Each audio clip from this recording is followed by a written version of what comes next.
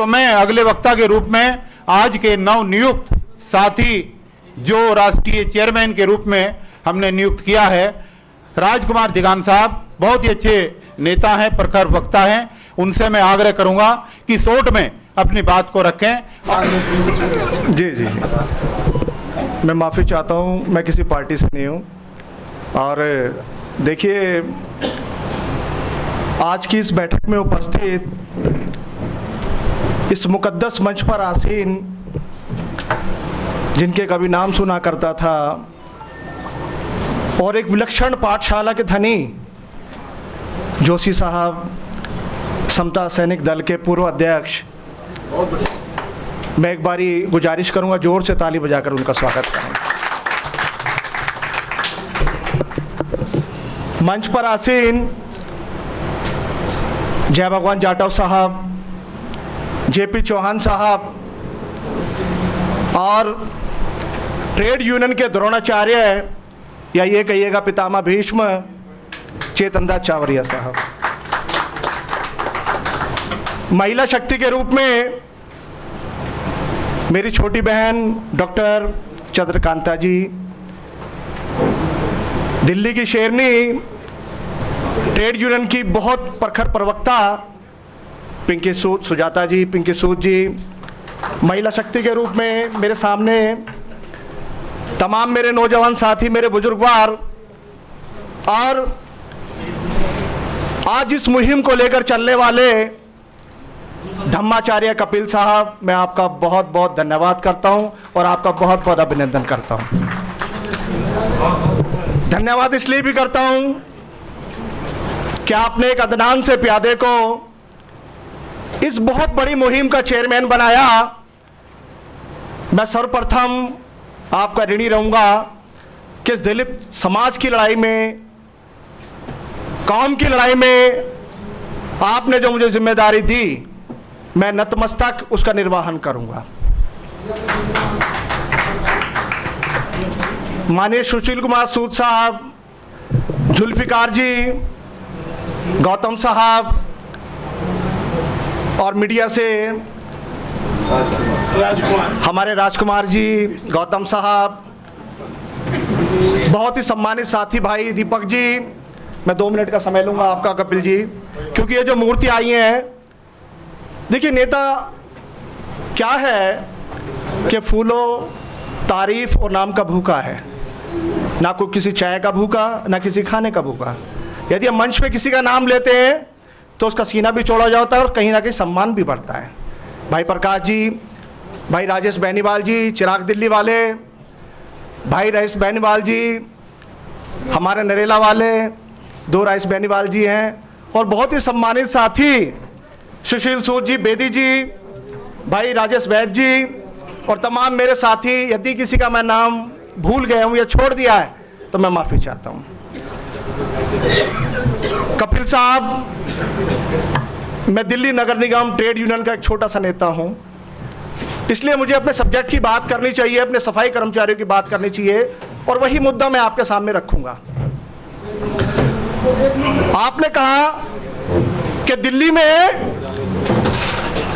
यदि शुरुआत करनी है तो सफाई कर्मचारियों के आंदोलन को लेकर करनी है, उनके नियमितीकरण को लेकर करनी है। मैं आपका बहुत बहुत धन्यवाद करता हूं। समस्त वाल्मीकि समाज आपका धन्यवाद करता है कि आपने एक ऐसी जटिल समस्या को लेकर यह आंदोलन आपने स्थापित किया, शुरुआत की, जिसकी हमें आवश्यकता थी।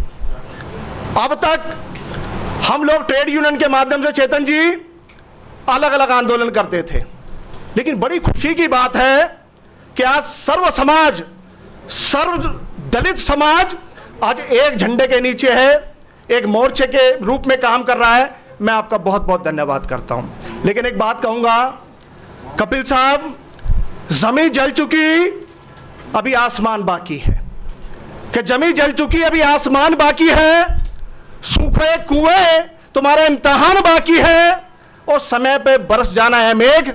किसी की जमीन गिरी हुई है तो किसी का लगान बाकी है। यह बताना आपको बेहद जरूरी है डीसी साहब कि आज हम किस किस समस्या से जूझ रहे हैं। आज दिल्ली में हमारे हालात क्या हैं, हमारी स्थिति क्या है, हमारी परेशानियां क्या है। 25-25 साल से जिस कर्मचारी को 8,000, 7,000, 4,000 रुपए वेतन में अपने घर का निर्वहन करना पड़ रहा है, अपने घर को चलाना पड़ रहा है, आप उसकी कंडीशन समझें, उसकी हालात देखें आप। जबकि डीओपीटी की गाइडलाइन के अनुसार, फेस वैल्यू पॉलिसी के अनुसार दीपक भाई 240 हाजिरी पर कर्मचारी का नियमितीकरण होना चाहिए, लेकिन 25 वर्ष में आज तक भी सूखी धरती पर मूसलाधार बारिश नहीं हुई साथियों। यह बड़ा दुख का विषय है। जिस मेडिकल कैशलेस कार्ड की हम बात करते हैं, यह वो गरीब कर्मचारी है जो मलमूत्र का मंथन करता है। यह वो गरीब कर्मचारी है जो मलमूत्र का मंथन करता है, लेकर गली कूचों से राष्ट्रपति भवन तक को स्वच्छ करता है इन हाथों से। लेकिन सही मायने में जो डिजर्व करता है मेडिकल कैशलेस कार्ड के लिए, क्योंकि ये वही गरीब कर्मचारी है जिसकी मृत्यु बीमारी से कम और गरीबी से ज्यादा हो रही है। समय पर इलाज नहीं मिल पाता है। ये उन नालियों को साफ करता है, उन नालों को साफ करता है, उन खड़ंजों को साफ करता है, उन गलियों को, चौबारों को साफ करता है साहब, जिनमें बहुत सारे केमिकल होते हैं, जिसमें बहुत सारे बैक्टीरिया होते हैं, और ये गरीब बगैर किसी इलाज के मर जाता है। तो सबसे बड़ा दिल्ली में और भारत की राजधानी दिल्ली में यदि किसी पर अत्याचार हो रहा है तो सफाई कर्मचारी पर हो रहा है, जिसे 25 साल से आज तक अनदेखा किया जा रहा है। मैं इसलिए भी इस बात को करता हूं क्योंकि कपिल साहब आपने कहा इस आंदोलन की जो शुरुआत है वो सफाई कर्मचारी से होगी, लेकिन साहब निगम में 15 वर्षों से जो सरकार है, ये आप भी जानते हैं, आपको बताने की आवश्यकता नहीं है। हम अन्य सरकारों की बात क्या करें, 3-3 माह से उत्तरी दिल्ली कॉर्पोरेशन में आज तक वेतन नहीं है कर्मचारी का।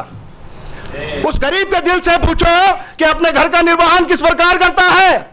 लेकिन मैं तो एक बात कहूंगा और आप मेरे इशारे को समझ जाना, आप मेरी उस बात को समझ जाना। मेरा इशारा किसकी तरफ है कि मेरा ज़मीर मेरा एतबार बोलता है, कि मेरा ज़मीर मेरा एतबार बोलता है, और मेरी जुबान से परवरदिगार बोलता है तेरी जबान कुतरना बेहद जरूरी है, तो झूठ बहुत शानदार बोलता है। अगर मेरा इशारा समझ में आता है तो हाथ खड़े करके समर्थन करें। धन्यवाद।